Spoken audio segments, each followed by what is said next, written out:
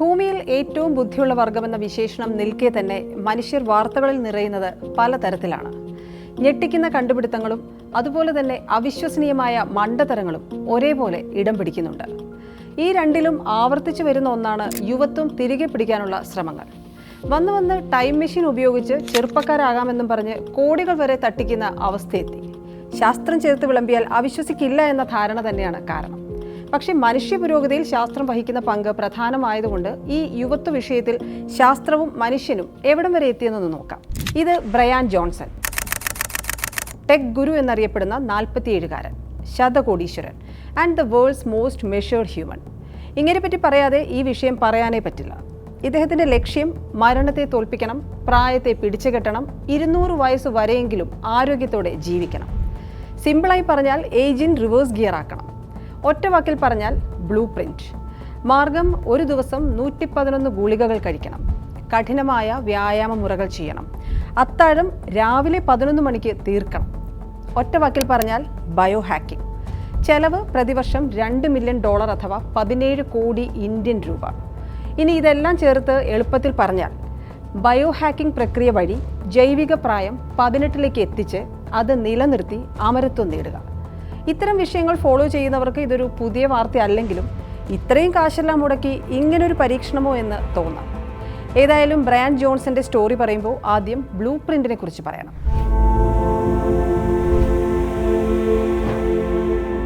മരണത്തെ മറിച്ചിടാനുള്ള ഒരു മാർഗം എന്ന പേരിൽ ബ്രയാൻ ജോൺസൺ തന്നെ മാർക്കറ്റ് ചെയ്യുന്ന ഒരു ഉദ്യമമാണ് ഈ ബ്ലൂ പ്രിന്റ്.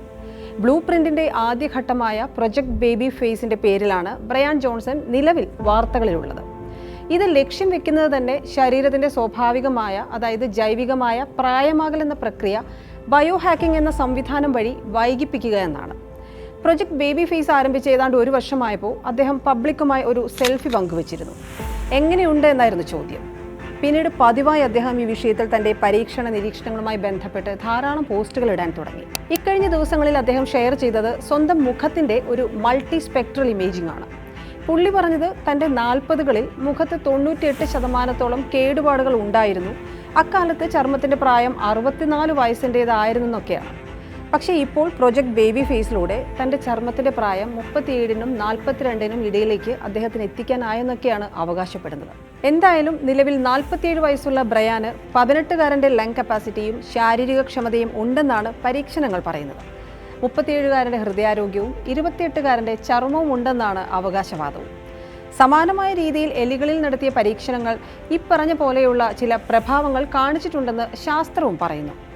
ഹാർവാർഡ് മെഡിക്കൽ സ്കൂളിലെ ജനിതക ശാസ്ത്ര പ്രൊഫസറും പോൾ എഫ് ഗ്ലെൻ സെന്റർ കോ ഡയറക്ടറുമായ ഡേവിഡ് സിൻക്ലെയർ നടത്തിയ പരീക്ഷണങ്ങളിലാണ് പ്രായമായ അന്ധരായ എലികൾ അവരുടെ കാഴ്ചശക്തി വീണ്ടെടുത്തും മിടുക്കും ചെറുപ്പവുമുള്ള തലച്ചോറുകൾ പുനർനിർമ്മിക്കപ്പെട്ടും ആരോഗ്യകരമായ പേശികളും വൃക്കകോശങ്ങളും നിർമ്മിക്കപ്പെട്ടുമെല്ലാം പ്രായമാകൽ പ്രക്രിയ റീസെറ്റ് ചെയ്തത്. അതായത് ബ്രയാൻ മുടക്കുന്ന കോടികൾ ശാസ്ത്രത്തിൻ്റെ ഉറപ്പിലും പിൻബലത്തിലുമാണെന്ന് ചുരുക്കം. വീണ്ടും ബയോ ഹാക്കിങ്ങിലേക്ക് വന്നാൽ ദിവസവും 1-ലധികം മെഡിക്കൽ ടെസ്റ്റുകളാണ് ബ്രയാൻ ചെയ്യുന്നത്.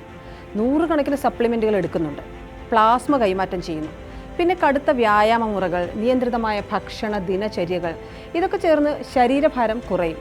സ്വാഭാവികമായും അത് മുഖത്ത് പ്രത്യക്ഷപ്പെടാനും തുടങ്ങും.